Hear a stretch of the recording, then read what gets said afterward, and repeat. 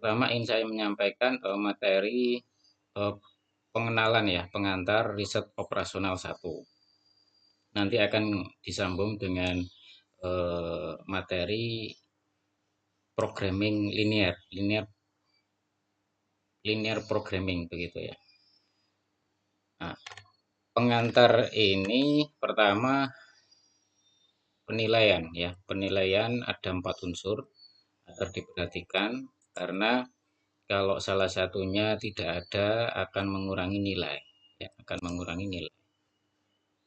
Pertama partisipasi, ada tugas, ada UTS, kemudian UAS ya. Dengan persentase ini. Referensi untuk operation reset ya atau penelitian operasional ini yang terkenal Hamdi Taha ya. Ini ada terjemahan dalam bahasa Indonesia. Silakan dicari, banyak ya di internet banyak. Kemudian bahasa Indonesia ini ya banyak ya. Nah, pertama nanti yang perlu dipelajari adalah metode-metode begitu ya, atau suatu teknik gitu yang terkait dengan operasional. Jadi pada mata kuliah riset operasional berarti yang jadi topik ya, jadi penelitiannya adalah yang kalau dalam perusahaan itu sifatnya adalah yang level atau tingkatan operasional. Nah, di sini kita mempelajari metode atau teknik yang menyelesaikan pada tingkatan operasional. Pertama adalah metode linear programming. Nanti ini kita pelajari dari minggu pertama ini sampai kepada minggu ketujuh. Ya. Nah, linear programming di sini nanti akan diperkenalkan beberapa metode begitu ya. Metode pertama yang terkenal metode simplex begitu ya. Nah, di dalam linear programming yang sederhana nanti kita bisa selesaikan di sini dengan matematika biasa. Ada substitusi eliminasi kalau masih ingat ya. Ada substitusi eliminasi begitu. Terus sama ada metode grafik. Ini yang sifatnya masih sederhana, bisa kita selesaikan dengan substitusi eliminasi atau metode grafik. Kalau misalnya sudah kompleks, sudah banyak begitu ya. Nah, ini makanya ada metode simplex. Kemudian ada dukungan juga, ada metode lain namanya metode Big M begitu. Jika misalnya kondisi metode simplex di sini tidak bisa karena kriteria tertentu, maka digunakan metode Big M.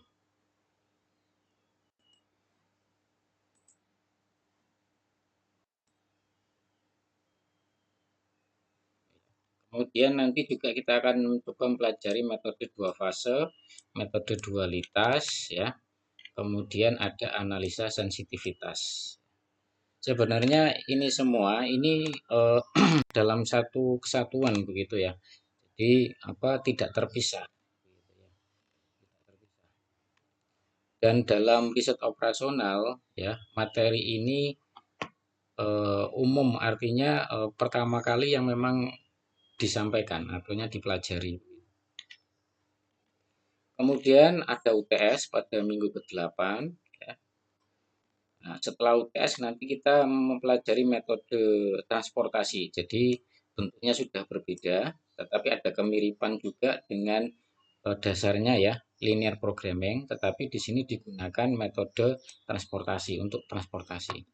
Ada NWC namanya metodenya, Northwest Corner. Kemudian ada FAM, Vogel Approximation Method ya. Kemudian ada tambahan lagi metode yang namanya modified ya. Modified begitu. Sama stepping stone. Ini adalah metode transportasi. Kemudian minggu selanjutnya ada metode penugasan. Bagaimana kita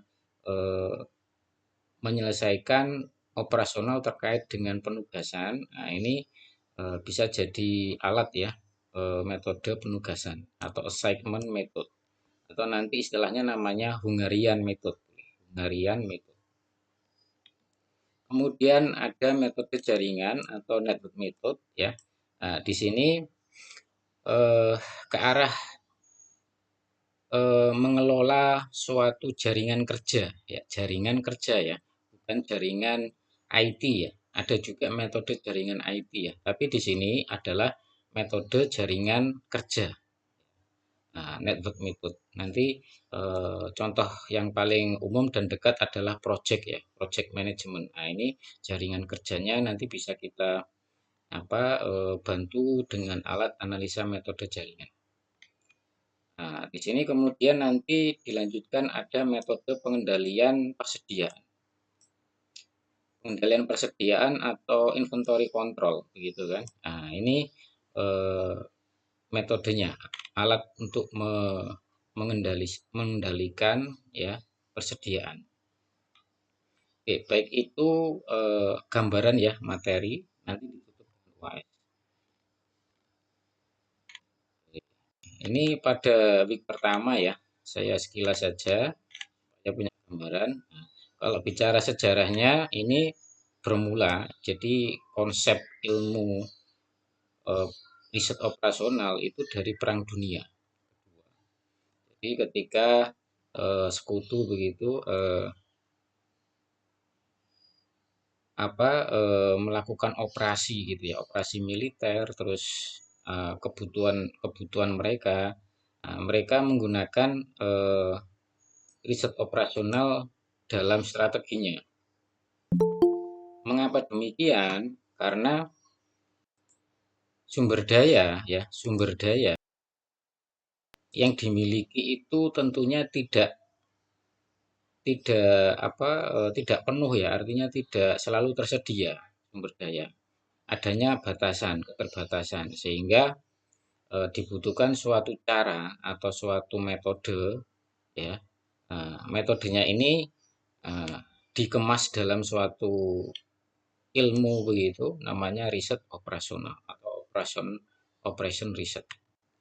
Jadi operation riset itu kata kuncinya adalah ketika sumber dayanya terbatas, dimanapun ya, di pabrik, di perusahaan, dimanapun itu tidak mungkin memiliki sumber daya yang melimpah, pasti punya batasan. Perkembangannya, nah, ini pada saat industri itu banyak menerapkan konsep riset operasional tadi. Ya. Lanjut terus, menurut para pakar ya, ini banyak pakar juga definisinya menurut suatu organisasi ya, ini organisasinya sudah punya organisasi ya, jadi organisasinya riset operasional. Ini pakar Saati, ya, Hamdi Ataha, ini juga pakarnya. Jadi tujuannya, poin pentingnya adalah bagaimana sumber daya yang terbatas ya itu digunakan gitu kan, sebaik-baiknya, intinya itu. Jadi konsepnya itu bagus sekali ya. Jadi sumber daya yang terbatas itu digunakan sebaik-baiknya untuk tujuannya adalah hasil yang optimal ya. Gitu. Jadi konsepnya bagus sekali. Nah, ini jadi riset operasional itu terkait dengan pengambilan keputusan ya yang optimal ya. Caranya apa? Dengan menggunakan model begitu.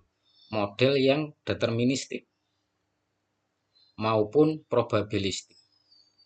Berasal dari kehidupan nyata. Jadi ada permasalahan di kehidupan nyata ya, apakah itu suatu permasalahan di industri ya, ataupun di suatu tadi perang ya, bahkan perang, ataupun mungkin di pemerintahan ya. Nah, itu dibuatkan suatu model, baik itu sifatnya deterministik. Deterministik itu adalah yang sifatnya matematika, yang kepastiannya ada, ataupun yang probabilistik. Probabilistik ini sifatnya yang uncertainty atau ketidakpastian ya, mengandung unsur ketidakpastian atau istilahnya boleh stokastik gitu ya.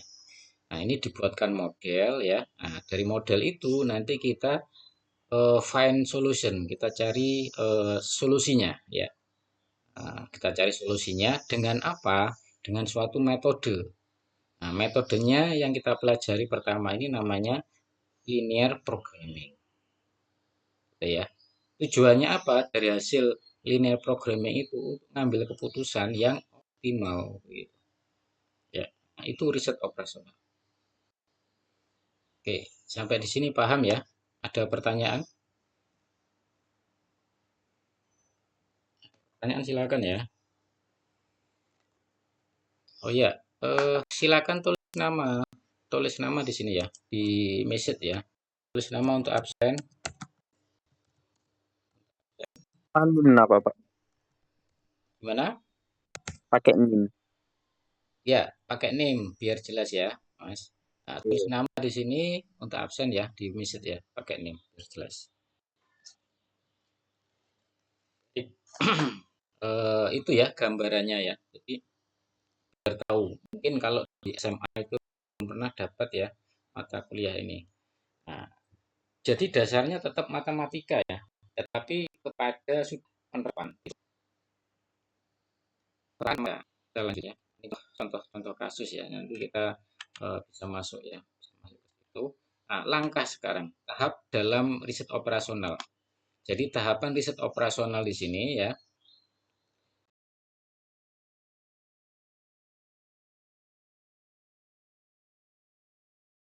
Pertama kita harus memahami masalah ya, recognize the problem. Yang kedua, formulate the problem. Jadi setelah kita paham masalahnya, maka kita harus formulasikan. Setelah kita formulasikan, kita bangun construct a model, kita bangun model. Nah, bangun modelnya ini dalam matematika, begitu ya. Dalam suatu model matematika.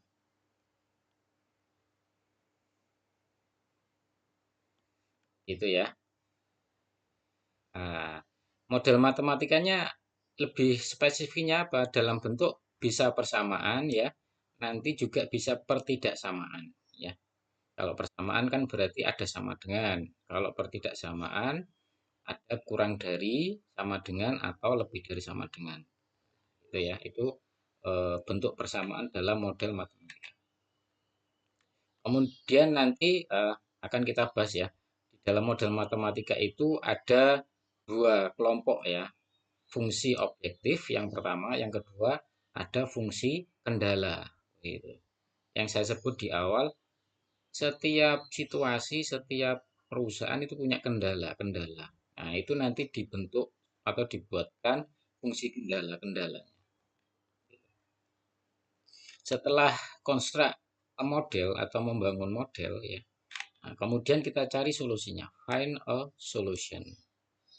Nah, cara menyelesaikan solusinya ini ya, kita gunakan tadi salah satunya linear programming. Ya. Nah, nanti ada lagi insya Allah minggu depan ya, mulai minggu depan atau misalnya kita mempelajari metode simplex. Nah, langkah selanjutnya ya ini testing the solution, kemudian penerapannya, implement the solution. Nanti kita sampai di sini dulu aja, sampai keempat ya, find solution. Kalau mau ditambah di sini tidak apa-apa. Nanti kalau mau level pada tingkatan skripsi begitu ya, boleh ini kita tambahkan laporannya ya. Nanti untuk mata kuliah kita eh, paling tidak sampai find the solution. Oke ya. Contohnya, recognize the problem. Nah, di manufacturing, apa saja? Di bagian apa? Di planning, design. Ini bisa ya. Operasional, ini kan operasional semua ya. Defect, dealing with variability, dan seterusnya. Dealing with inventory. Ya, ini kita di industri ya. Recognize the problem. Problemnya banyak seperti ini. Kemudian formulate the problem. Nah, formulasikan tadi, formulasikan. Kemudian kita bangun model. Nah, ini tambahan semacam pemahaman ya, konsep ya. Nah, model di dalam yang kita bentuk, construct the model itu secara umum ada dua. Ada yang model sifatnya deterministik, ada yang stokastik. Deterministik itu apa? Jadi apabila data kita itu sifatnya diketahui pasti, ya, certainty. Jadi ada kepastian di situ. Maka model yang kita gunakan adalah model deterministik. Tetapi kalau data kita itu uncertainty, ketidakpastian, karena apa ketidakpastian? Karena variabel yang kita ukur, kita mau solusikan itu adalah random, acak begitu. Maka kita gunakan model stokastik, gitu. Proses stokastik karena prosesnya random begitu ya. Nah, di sini ya deterministik ini kalau istilahnya kita ingin mendapatkan yang optimal. Kalau misalnya pada model deterministik ya, ini kita ingin mendapatkan suatu hasil yang optimal atau optimization ya. Karena datanya sudah pasti, certainty, ada kepastian, maka kita ingin mendapatkan optimization atau optimalisasi. Tapi kalau eh, prosesnya adalah stokastik, prosesnya itu adalah random, datanya uncertainty, tidak pasti. Nah, maka tujuannya dari model stokastik di sini adalah kita melakukan estimation atau prediksi. Nah, berbeda ya.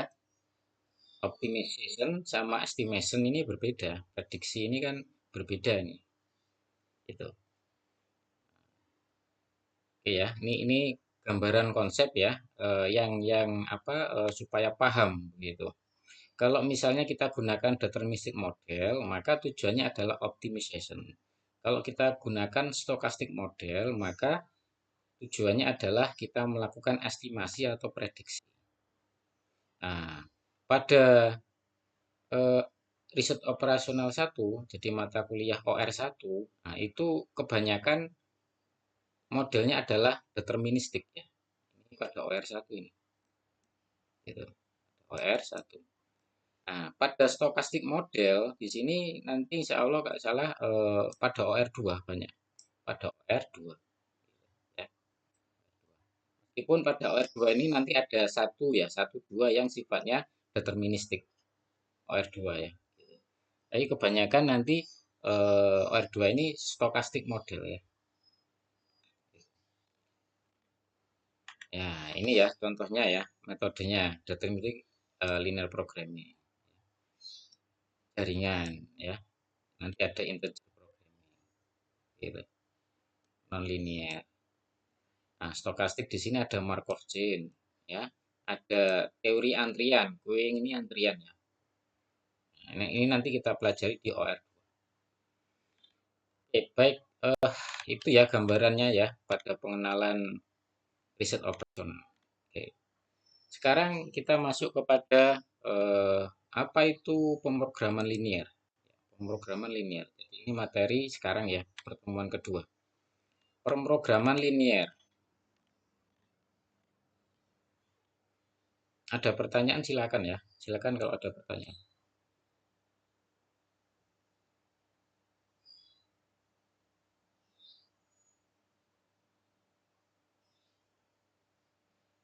Nah, pengertian pemrograman linear adalah suatu metode matematik ya, suatu metode matematik yang mana metode tersebut berisikan ya.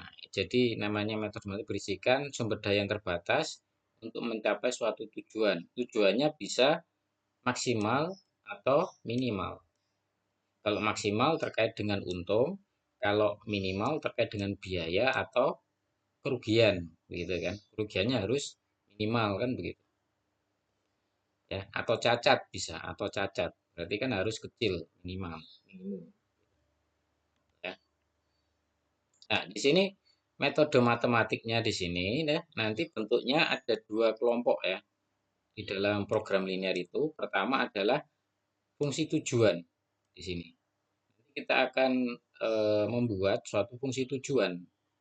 Nah, kemudian yang kedua adalah fungsi kendala. Itu. Kedua, fungsi kendala. Nah, fungsi kendala di sini bisa lebih dari satu, ada beberapa, biasanya ada beberapa. Kalau fungsi tujuan pada pemrograman linear di sini ada satu, cuma ada satu. Nanti kalau misalnya ada pengembangan metode, fungsi tujuannya lebih dari satu, ya ada metode nanti kita pelajari namanya goal programming seperti itu. Itu fungsi tujuannya lebih dari satu. Oke, baik. Kita lanjutkan. Nah, fungsi tujuan. Tujuannya tadi apa? Untuk optimalisasi. Gitu kan? Tujuannya untuk optimalisasi. Nah, pertama yang harus kita buat adalah model matematikanya. Nah, model matematikanya di sini ya, eh, nanti ada dua kelompok, sudah saya singgung ya. Pertama adalah fungsi tujuan, yang kedua adalah fungsi batasan. Ya. Nah, fungsi tujuan di sini ya kita buat, kemudian ada fungsi batasan. Nah, fungsi batasan di sini nanti ada bentuk, ada yang sama dengan, ada yang kurang dari, ada yang lebih dari. Gitu. Ya. Oke. Nah, bentuknya seperti ini. Jadi bentuk umumnya dari model matematika untuk program linear seperti ini. Fungsi tujuan Z sama dengan C1, X1, dan seterusnya. Ini bentuk umum ya. Gitu. Kalau misalnya cuma dua ya, kalau kasusnya cuma dua ya berarti cuma dua. Kemudian untuk sumber daya, fungsi batasan berarti ini. Bentuknya seperti ini. Oke, bentuk umumnya ya, bentuk umumnya. Nah, kemudian kita harus tahu apa itu variabel keputusan. Variabel keputusan itu yang ini, X1, X2, Xn gitu kan. Nah, variabel keputusan itu ada pada fungsi tujuan ya. Juga ada pada fungsi batasan ini ya. Nah, ya. Nah, sekarang apa C1, C2, Cn? Ini adalah nilai koefisien. Nilai koefisien dari tujuan kita. Nilai koefisien dari tujuan kita. Misalnya di sini adalah suatu harga. Harga atau keuntungan boleh dari variabel keputusan. Misalnya di sini variabel keputusannya adalah produk ya, misalnya. Ada produk di sini. Produk 1, produk 2. Nah, C1 ini misalnya adalah keuntungan dari produk 1. Jadi ini adalah berupa apa? Berupa suatu nilai, nilai dari fungsi tujuan. Nilai fungsi tujuan. Pada fungsi batasan di sini A11 juga sama. Ini suatu nilai juga. Nilai dari eh, variabel keputusan. Jadi X1, X2 itu variabel keputusan ya. Nilai dari variabel keputusan yang dimiliki fungsi batasan. Ini fungsi batasan ya. Ini fungsi batasan. Ya kan? Nah, dia punya nilai koefisien. Pertanyaannya, nilainya itu dari mana ini? Ini, ini, ini adalah berdasarkan setelah kita dari memahami masalahnya tadi, recognize the problem. Makanya harus tahu recognize atau mengenal atau memahami permasalahannya. Nah, baru bisa kita bentuk model matematika fungsinya seperti ini. Nah, tujuannya apa? Maksimum atau minimum? Nah, itu kan harus mengenali dulu permasalahannya. Kemudian batasan sumber dayanya apa saja? Ada dua, ada tiga, dan seterusnya. Nah, itu juga harus mengenali batasan. Nah, masalahnya apa saja? Sumber dayanya, batasannya apa saja? Oke, baik. Saya lanjutkan ya. Gambarannya itu. Nah, contoh ya. Misalnya ini penyelesaiannya program linear di sini saya bilang tadi kalau sederhana itu bisa kita gunakan grafik atau matematika, hitung-hitungan matematika. Hitungan-hitungan matematikanya namanya substitusi eliminasi, hitung-hitungan seperti waktu SMA ya, SMA gitu. Nah, metode grafiknya ini bisa diterapkan sama ini matematika ini kalau tidak banyak variabel keputusannya. Variabel keputusannya kalau dalam permasalahannya itu cuma dua misalnya, ya cuma dua misalnya. Nah itu bisa kita selesaikan dengan grafik sama substitusi eliminasi, gitu. Nah pada kalau misalnya lebih lebih banyak begitu kan, variabel keputusannya, itu sudah tidak bisa dan kompleks matematikanya ini ya. Nah, makanya nanti untuk selanjutnya kita akan gunakan metode simplex. Sekarang kita mempelajari yang sederhana ya, dua variabel keputusan. Kita gunakan metode grafik sama metode substitusi eliminasi. Nah, contoh ya, ini contohnya misalnya perusahaan furnitur memiliki produk meja dan kursi. Nah, ini recognize the problem ini. Ini memahami masalah-masalah yang ada. Nah, meja dan kursi di sini keuntungan itu ditentukan mejanya 70.000, kursinya 50.000 ya. Oke, ini ya. Jadi ini adalah informasi terkait dengan profit ya per unit. Kemudian ada sumber daya yang terbatas, kendala, yakni jam kerja. Nah, dari hasil pemahaman bahwa meja itu memerlukan 4 jam kerja untuk membuat satu.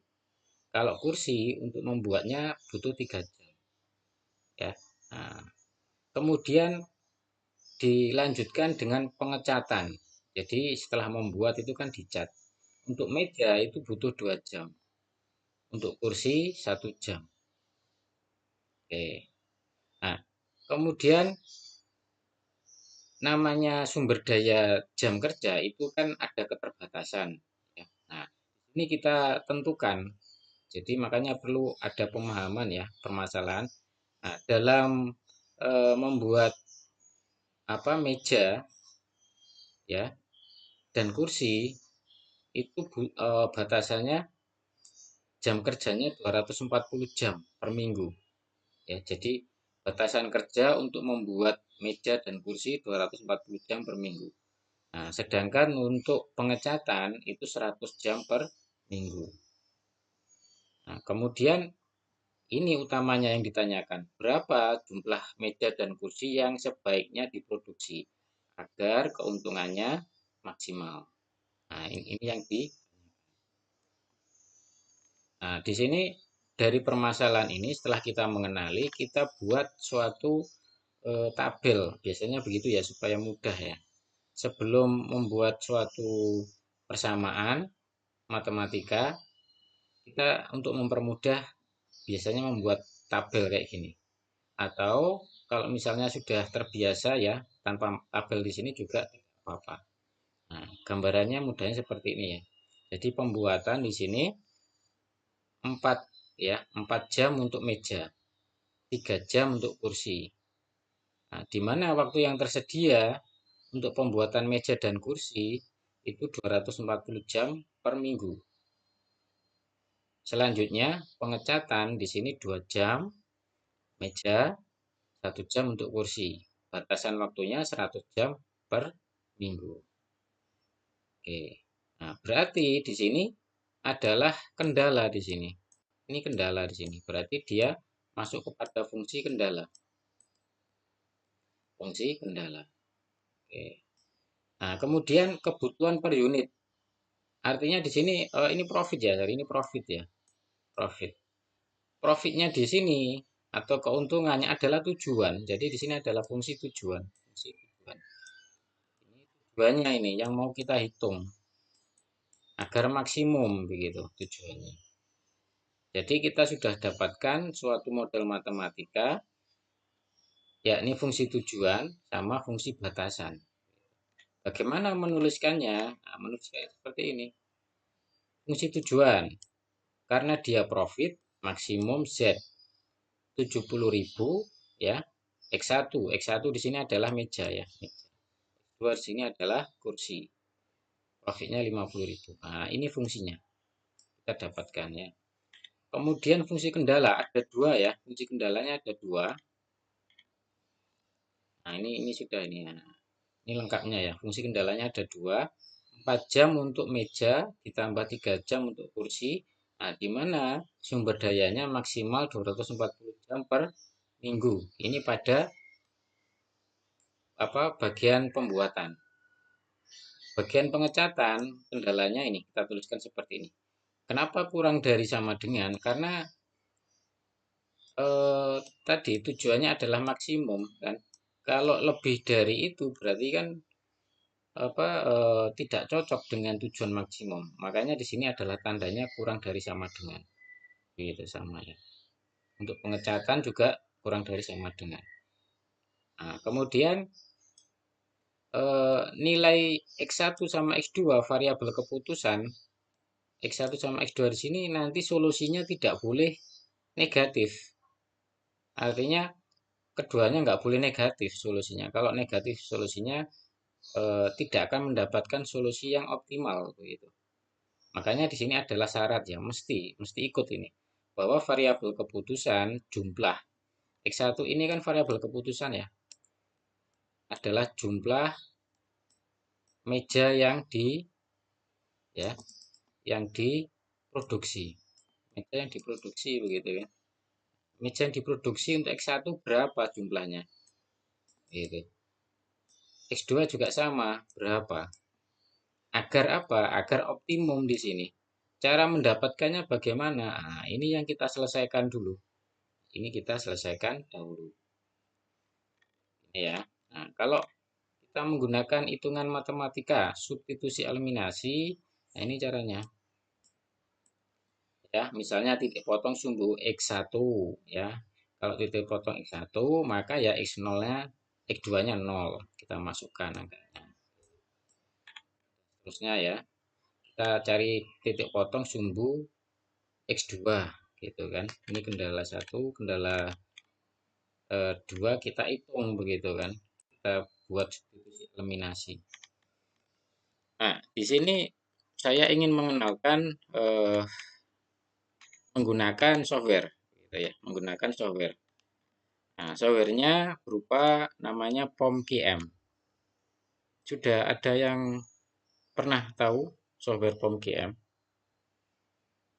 Ada yang pernah tahu software POMQM?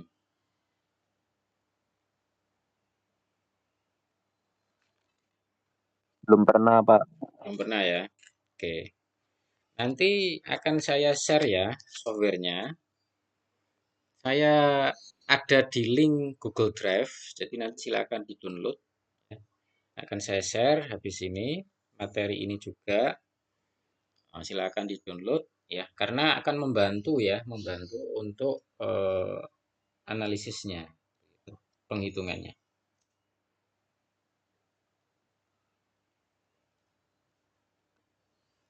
Oke, saya kenalkan ya software POMQM. Jadi setelah diinstal nanti di-download ya, di-download, kemudian diinstal. Jadi POMQM itu adalah program operation management, operasional ya, operasional. Ya, ini ada modul-modul. Kemudian pilih ke linear programming ya. Oke, kita sudah masuk kepada lingkungan linear programming. Nah, kemudian kita masuk kepada kosongan ya, new. Nah, seperti ini ya, new ya. Nanti juga akan saya kasih, ini ada semacam modul ya. Modul. Nah, ini modul linear programming dengan POMQM ya. Contohnya seperti tadi ya, misalnya di sini ada pembuatan furnitur ya, meja dan kursi sama ya kayak tadi ya. Cara ngisinya gimana? Nah, misalnya ini kita kasih judul. Nanti silakan kasih judul ya, latihan pemrograman ini. Number of constraint berarti di sini adalah berapa jumlah fungsi batasannya. Nah, pada contohnya di sini fungsi batasannya ini pembuatan ya sama pengecatan. Ini tukang kayu sama ya. Ini ya. Ini dua ada dua. Kemudian berapa jumlah variabel keputusannya? Ada dua ya, yakni berapa jumlah meja, berapa jumlah kursi. Ini kan kita sebut, kita kasih notasi ya, boleh meja X1, X2, atau mungkin langsung boleh meja sama kursi supaya jelas ya. Oke ya. Number of variable ini maksudnya adalah berapa jumlah meja, kan satu ya. Itu satu variabel, kursi dua variabel. Gitu ya. Kemudian objektif. Nah, fungsi tujuannya apa? Maximize atau minimize. Kalau pada contoh kita adalah maximize. Kenapa? Karena terkait dengan profit. Maka kita pilih maximize. Oke ya, oke. Nah, akan seperti ini ya. Oke, misalnya ini kita tuliskan langsung aja meja ya. Meja. Ini kursi. Nah, maximize ini tadi misalnya pembuatan gitu ya, pembuatan meja kursi. Constraint-nya ya. Kemudian di sini pengecatan. Ya, isi angkanya. Maximize di sini berarti ini adalah punyanya fungsi tujuan. Kita isi berapa untuk meja. Satu meja itu keuntungannya anggap saja 4 gitu ya. Oh, mana ini ya. 7 ini $7 ya. Ini kan bisa dirupiahkan ya, terserah ya. 7 sama 5. Kita tuliskan di sini 7 sama 5.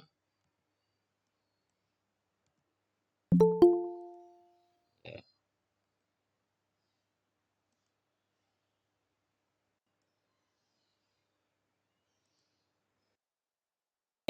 Kita lihat di sini adalah fungsi batasan pembuatan ya.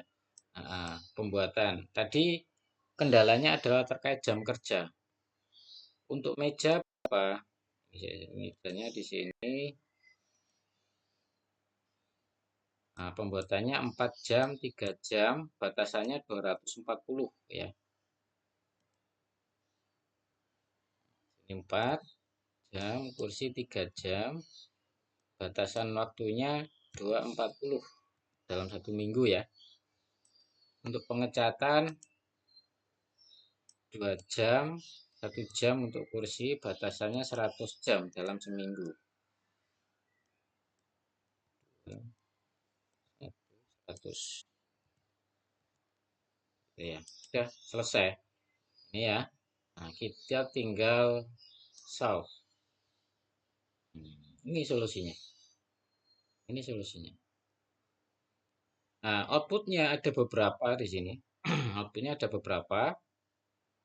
Yang utama adalah result ini, output result. Dari output result kita tahu ya, solusinya untuk meja itu diproduksi 30 unit ya. Artinya apa? Dalam seminggu itu harus bisa diproduksi berapa gitu kan. Untuk meja 30, untuk kursi 40. Nah, apabila kita produksi di sini maka akan menghasilkan keuntungan yang paling optimal 410 keuntungannya. Ini sebagai suatu masukan untuk keputusan begitu. Ya, yang optimal maksimal. Jadi dasarnya di sini adalah adanya keterbatasan jam kerja di sini. Ini studi kasusnya kan begitu ya. Jadi nanti sumber dayanya atau keterbatasannya kan boleh macam-macam. Cuma di sini keterbatasannya yang diketahui, yang kita formulasikan adalah jam kerja, ya kan? Jam kerja di bagian pembuatan sekian ya untuk kursi ya untuk kursinya 3 dalam seminggu 240. Pada bagian pengecatan meja jam kerjanya maksimal 2, kursinya 1. Di mana dalam 1 minggu itu maksimal harus 100 jam. Kita selesaikan di sini dengan program linier, dihasilkan solusinya diproduksi dalam seminggu meja 30 unit, kursi 40 unit. Nah, nanti profitnya akan dapat 410 unit. Nah, ini sebagai landasan begitu pengambilan keputusan. Kalau misalnya dalam suatu perusahaan belum punya panduan bagaimana kita mengoptimalkan ya, suatu produksi misalnya, ya dengan adanya batasan-batasan, dengan adanya ya kekurangan-kekurangan. Nah, ini bisa sebagai alat ya, pemrograman linear itu. Oke, baik. Ini ya yang output utamanya adalah resultnya ini. Nah, ada beberapa output lainnya, ini bisa kita lihat di sini. Nah, seperti pada ini modulnya ya. Jadi nanti silakan dicoba modulnya ini.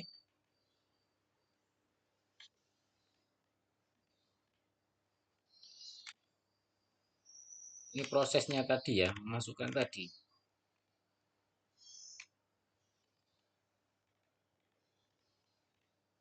Sama tadi ya. Oke, nah, kemudian hasil hitungannya ada resultnya ya. Nah, resultnya ini, kemudian ringing-ringing ini proses perhitungan begitu ya, juga ditampilkan di sini. Iteration di sini proses perhitungannya ditampilkan juga ya. Nah, sekarang gambarnya. Grafik di sini bisa muncul kalau variabel keputusannya cuma dua ya, meja sama kursi. Kalau misalnya tiga, nggak bisa dimunculkan grafik seperti ini. Jadi pada outputnya di sini juga muncul grafik ya. Oke, grafik. Nah, tetapi ini hanya bisa kalau variabel keputusannya dua. Kalau lebih dari dua tidak akan muncul grafik. Nah, ini sudah ada solusi optimalnya di sini 30-40 ya. Nah, ini muncul ya. Nah, oke. Tinggal kita dari output ini kalau misalnya untuk membuat laporan ya tinggal copy ya, copy paste begitu. Ya, yang resultnya, khususnya yang resultnya ini ya. Ini bisa kita copy paste. Gitu. Ya, baik. Eh, jadi nanti materinya akan saya tambahkan ya. Jadi nanti dari video ini juga modul ya, modulnya ini juga link untuk software POMGM-nya. Oke, mungkin ada pertanyaan sampai di sini. Ada pertanyaan, silakan.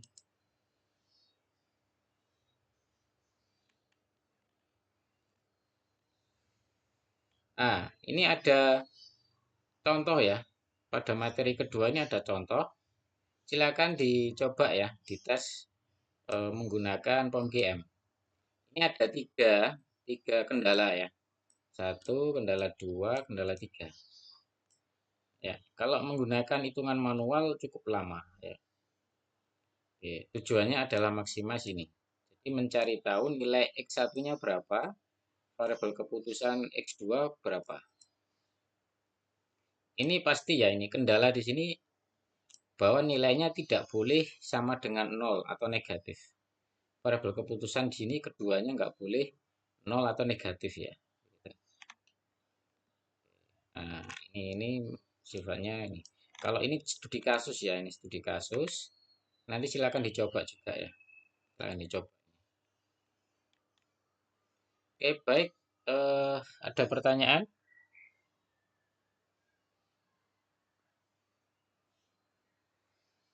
Oke, kalau nggak ada pertanyaan, saya cukupkan ya. Saya cukupkan dahulu. Nanti kalau ada pertanyaan boleh dilanjut. Iya, Pak. Baik ya. Oke, saya akhiri ya. Wassalamualaikum warahmatullahi wabarakatuh. Waalaikumsalam warahmatullahi wabarakatuh. Waalaikumsalam warahmatullahi wabarakatuh.